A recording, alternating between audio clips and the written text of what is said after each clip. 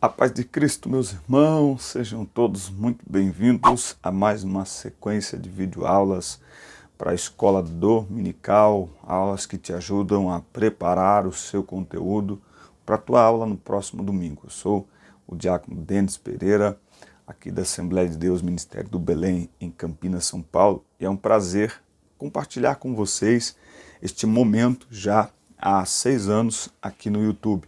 Eu atuo com jovens e adolescentes há mais de 20 anos na igreja e nos últimos 6 anos estamos aqui no YouTube com as videoaulas para as classes de jovens, juvenis, adolescentes e adultos. Por isso é muito importante que você se inscreva no canal e ative o sino de notificações. É muito importante também que você deixe o seu comentário, fale para nós de onde você assiste às nossas videoaulas. Isso é muito interessante. Compartilhe o link deste vídeo com outras pessoas, com outros professores, com seus alunos também, porque fazendo isso você está ajudando o nosso canal e contribuindo para o crescimento deste canal que alcançou neste último mês 20 mil inscritos e mais de 1 milhão de visualizações. Nós estamos contentes com isso e queremos compartilhar com você da nossa alegria. Aqui na descrição dos vídeos tem todas as minhas redes sociais, você conhece melhor minha família, o meu ministério, e tem aqui links para você entrar em grupos de professores no WhatsApp, para baixar material em PDF, para ajudar aí na sua aula, comentários, e também um link, o primeiro link é um livro, o meu primeiro livro sobre relacionamentos, baixe-o gratuitamente, tá certo? É só clicar no primeiro link. Muito bem, vamos então à lição 2 da escola dominical.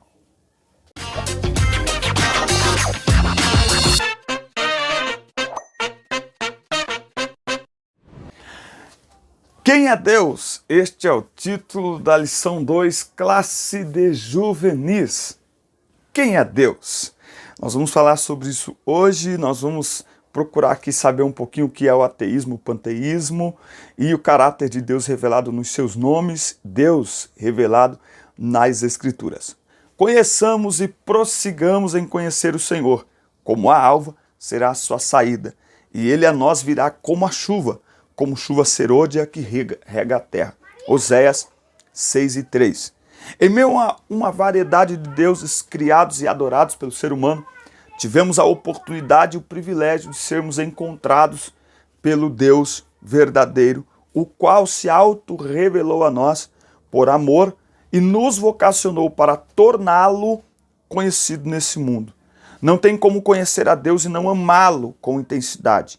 Quem conhece e ama ao Pai Celeste não tem medo ou vergonha de professar a sua fé. E quem conhece o Deus da Bíblia jamais aceitará um Deus substituto, uma vez que ninguém é como o nosso Deus. Tem um termo chamado cognoscibilidade. O que é a cognoscibilidade? É o atributo daquele que se faz conhecer. Então, o nosso Deus é cognoscível. O Deus Todo-Poderoso, o Deus Eterno, o Deus Santo, o Deus que não dá para a gente ter uma ideia do seu poder, da sua glória, da sua majestade. Esse Deus, ele fez o homem à sua imagem e semelhança, e esse Deus se revela a nós, ou seja, ele se permite ser conhecido por nós. Por isso que nós falamos que Deus é um ser pessoal, não é que tem emoções, que tem alguns atributos que são comunicáveis entre ele e os homens. Por quê? Porque o desejo de Deus é ser conhecido, não é? Por isso que a palavra do Senhor diz: buscar-me-eis e me achareis quando me buscares de todo o coração, porque o desejo de Deus é ser buscado, e ele promete que ao ser buscado será achado, ao ser procurado será encontrado. Tópico 1. Revelado para ser conhecido. Em sua incansável busca por Deus, o ser humano tem fabricado inúmeros deuses à sua própria imagem e semelhança. O ser humano já nasce com o anseio de conhecer e se relacionar com o único Deus verdadeiro, até porque nós somos criados à imagem e semelhança de Deus. O que significa? Que o ser humano ele é criado com esta centelha, com este desejo de se relacionar com quem o criou. Isso é natural, não é? Se relacionar com aquele que o criou. E essa é uma capacidade que só nós, enquanto seres humanos, temos. Nenhuma outra criatura tem essa capacidade. Os animais, uma árvore não, mas o ser humano tem essa capacidade, essa habilidade. Os escritores bíblicos não tinham a preocupação em provar a existência de Deus, pois ele é conhecido e aceito mediante a fé. As evidências de sua autodeclaração, registradas na natureza, na Bíblia e plenamente em Jesus Cristo, o Deus homem. Então, conhecer a Deus mediante a fé, as evidências de sua autodeclaração na natureza, na Bíblia e em Cristo. Cristo é o Deus revelado. O Deus revelado nas Escrituras não é um produto da criatividade humana, antes é o Criador de todas as coisas, não é? Então, muitas pessoas dizem, não, Deus é o ópio, né, da humanidade. Teve uma pessoa que falou, um filósofo aí que falou, não é? É algo que esse povo inventou aí para poder passar pelos seus sofrimentos. É ótimo ter esta ideia de que em meio ao sofrimento você tem um ser cuidando de você. Isso não é uma ideia, isso é um fato. Por quê? Porque o nosso Deus é um fato, o nosso Deus existe. Longe de ser uma mera energia, força, influência ou substância existente, o Deus verdadeiro é um Deus pessoal. Ele tem uma personalidade que se expressa através do intelecto, do sentimento e da vontade. Neste aspecto, ele é também triuno, pois se revela em três pessoas distintas: Pai, Filho e Espírito Santo. Uma das coisas lindas que eu acho sobre Jesus nos evangelhos é que nos evangelhos nós vemos um Jesus pessoal. Nós vemos um Jesus com os sentimentos, com emoções, com as suas fraquezas e limitações humanas, não é?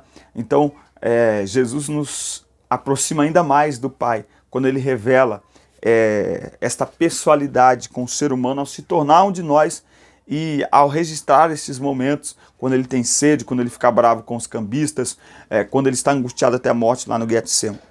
No que se refere à transcendência, podemos afirmar que ele existe acima e além da criação, não podendo ser confundido nem limitado a ela. O Deus Criador se relaciona com o mundo, intervindo na história da humanidade, expressando assim sua imanência, não é? O que é imanência? Eu pesquisei aqui a qualidade do que é imanente, que está inseparavelmente contido na natureza de um ser, de um objeto. Então, tem tudo a ver conosco. Porém, ele não pode ser confundido com a sua criação, tá certo? Sua capacidade infinita de conhecer plenamente tudo e todos é demonstrada através de sua onisciência. Salmo 139. Para onde eu irei da tua presença? Se eu subir ao céu, tu aí estás. Se eu descer as partes mais profundas da terra, ali também tu estás, não é? Então, não tem como fugir desse Deus. Ele conhece tudo, ele conhece todos, tá certo? E o seu poder é extraordinário. Nos momentos que nós vivemos, em que muitas pessoas questionam sobre Deus, não sei o quê, fazem muitas perguntas, e muitas vezes sabendo que a gente não vai ter resposta, porque é o seguinte: você acha a mente humana não consegue compreender plenamente esse Deus, mas o suficiente para crer nele, se quiser. Então, para quem quer crer, nenhum argumento é necessário. Para quem não quer crer, nenhum argumento é suficiente. Conhecendo o caráter de Deus. Na cultura judaica, diferente da nossa, o ato de dar nome era muito valorizado, porque o nome não era apenas uma identificação da pessoa, mas a declaração de quem aquela pessoa seria. Assim, nas Escrituras, os nomes de Deus expressam bem mais que um rótulo. Eles revelam o seu caráter, natureza e poder. Deus é conhecido na Bíblia. Elohim, o Deus Criador, não é? Jeová, que é Senhor, não é? Jeová não é o nome de Deus, não é? Jeová Rafa, o Senhor cura, o que sara. Jeová Nissi, ele é a minha bandeira. Jeová Jiré, o Senhor proverá. Jeová Makadesh, o Senhor que santifica. Jeová Shalom é nossa paz. Jeová Elohim, Senhor Deus. Jeová Raá, o Senhor é meu pastor. Jeová Tissidken, o Senhor, nossa justiça. Jeová Shammah, o Senhor está ali. Elohim, Deus Altíssimo. El Shaddai, Deus Todo-Poderoso. Adonai, Senhor. Então, através destes nomes, nós conhecemos a Deus. Ele é a nossa justiça, Ele é a nossa bandeira, Ele é altíssimo, Ele é todo-poderoso, Ele é o Deus que nos cura, Ele é o nosso pastor, Ele é a nossa paz, Ele é aquele que nos santifica, Ele é a nossa provisão. Pelos nomes de Deus, nós conhecemos quem Ele é. Embora Ele seja infinito e insondável, através de seus nomes e atributos, somos capazes de conhecê-lo um pouco mais. Porque dele, por ele, para ele foram feitas todas as coisas. Glória, pois, a ele eternamente. Amém. Romanos 11 e 33. Ó profundidade das riquezas, da sabedoria e do conhecimento de Deus. Quão insondáveis são os seus juízos e quão inescrutáveis os seus caminhos. Quem conheceu a mente de Deus? Quem foi o seu conselheiro? Então é esse Deus extraordinário que nós servimos e podemos conhecê-lo. Eu perguntei esses dias numa pregação e depois conversando com algumas pessoas, será que nós temos condições de conhecer plenamente o amor de Deus? É possível que o homem conheça o amor de Deus e compreenda, não é? Muitas pessoas dizem que não, mas eu acredito que é possível e preciso. Amém? Para quê? Para que a gente possa crer. Porque crer também é pensar. Lembra que a fé precisa ser racional? Então, o Senhor, Ele nos dá o conhecimento e Ele nos fez com habilidade para conhecer, mesmo Ele sendo tão grande, tão vasto, tão insondável, mas é possível conhecer a Deus o suficiente para crer nele. Oh, glória! Como as pessoas veem Deus? É crescente a quantidade de pessoas que se julgam inteligentes ao ponto de negarem a existência de Deus. E no nosso meio hoje, cada vez mais, muitos dos nossos jovens nunca leram a Bíblia, mas eles entram para uma faculdade, para um cursinho, eles começam a ler filosofias e aí eles começam a questionar o Deus que eles nunca se deram ao trabalho de ler a Bíblia. Nenhuma vez, nunca leram a Bíblia, mas começam a questionar Deus. Então, nós precisamos estar preparados para isso. Os ateus conseguem enxergar tudo, menos Deus. Para eles, a existência do Senhor é uma grande mentira, criada como uma muleta pelos ignorantes, a fim de projetarem no sagrado seus desejos, sonhos, medos e frustrações. Chegaram até a declarar a morte de Deus, mas o salmista chama aqueles que assim pensam, que eles são loucos, porque o universo exige a ideia de um Criador, uma mente inteligente, capaz de ordenar e sustentar todas as coisas. Para crer em algumas teorias que existem por aí, que querem tirar Deus do processo da criação do ser humano, é como se você pegasse 3 ovos, colocasse no liquidificador, farinha de qualquer forma, de qualquer quantidade de fermento e qualquer quantidade de leite, batesse tudo aquela mistura sem nenhuma ordem e ao despejar num prato já tivesse feito o bolo. É mais ou menos isso. Mas é ainda mais complexo. É como se você pegasse todos esses ingredientes do bolo e pegasse um rojão, sabe, uma bombinha, e colocasse dentro desses ingredientes e quando explodisse, aparecesse um bolo. É preciso alguém para organizar. E se ainda que fosse assim, peraí, quem que foi que fez a massa do bolo? Quem que foi que colocou os ingredientes? Entende? Então, quando a Bíblia diz assim, e haja luz, você imagina num universo desse tamanho o que foi o surgimento da luz? Não sei. O máximo que eu consigo imaginar é que teve uma explosão de alguma coisa que surgiu a luz. Entende? Mas alguém organizou. E esse alguém é Deus. Eles não querem reconhecer, mas nós sabemos que é Deus. Os panteístas oferecem uma visão distorcida tanto de Deus quanto da criação. Aqui o poema se confunde com o poeta e a arte com o artista, a música com o músico, a criação com o criador. Ou seja, Deus e a criação tornam-se a mesma coisa. Só que não é isso que a Bíblia ensina. Porque, segundo as Escrituras, Deus é o criador e sustentador do universo. Por isso, pode ser visto na sua obra, mas jamais confundido com ela. Tomar muito cuidado. Essa visão é difundida em nossos dias pelo movimento da Nova Era e por alguns ambientalistas. Cuidado para que ninguém faça de você uma presa sua por meio de ensinamentos que não são bíblicos. Colossenses 2:8.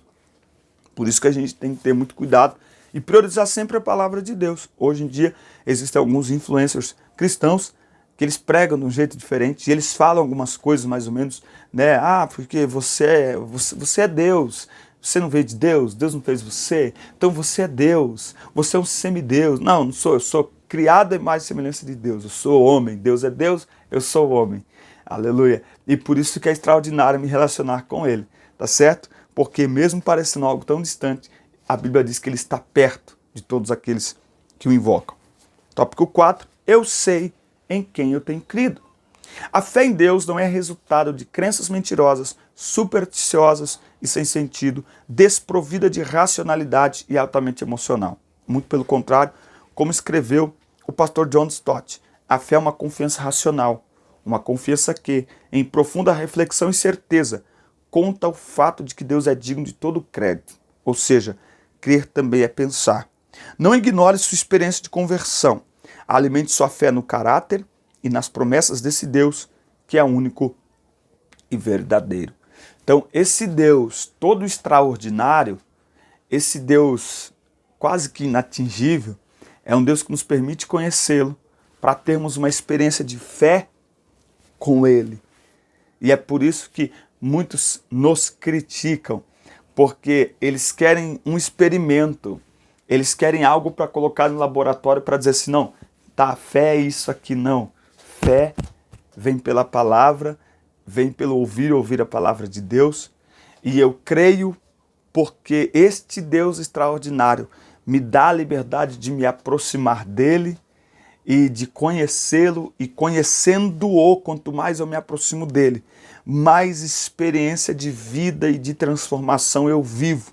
Então, em todos os momentos da minha vida, quando eu olho à minha volta, eu vejo Deus agindo, eu vejo Deus trabalhando, eu vejo Deus livrando, eu vejo Deus trabalhando em mim, eu vejo Deus me moldando. Essa é a minha experiência de fé. Se as pessoas, se os ateus ou quem quer que seja não querem crer, eu sinto muito. Mas essa é a minha experiência de fé. E achar que isso não vale é me julgar como ignorante, é me julgar como alguém que não tem a capacidade de perceber o que está à sua volta, não é? É minimizar as pessoas. Por isso é muito importante que nós confiemos no Senhor e que levemos as pessoas à nossa volta a terem a sua experiência de fé com Deus. Não é apenas algo distante, não é apenas na vida do outro, não é um testemunho de terceiros, é uma experiência pessoal. E é isso que Deus tem feito na minha vida, quer fazer na sua, se já tem feito na sua, quer fazer em todos que estão à nossa volta também. Amém? Deus te abençoe, forte abraço, assista, curta, compartilhe, inscreva-se no canal e até o nosso próximo domingo, na nossa próxima aula, quando nós falaremos aqui, deixe-me ver a lição 3, por que Deus nos criou? Esse é o tema da próxima aula. Deus te abençoe.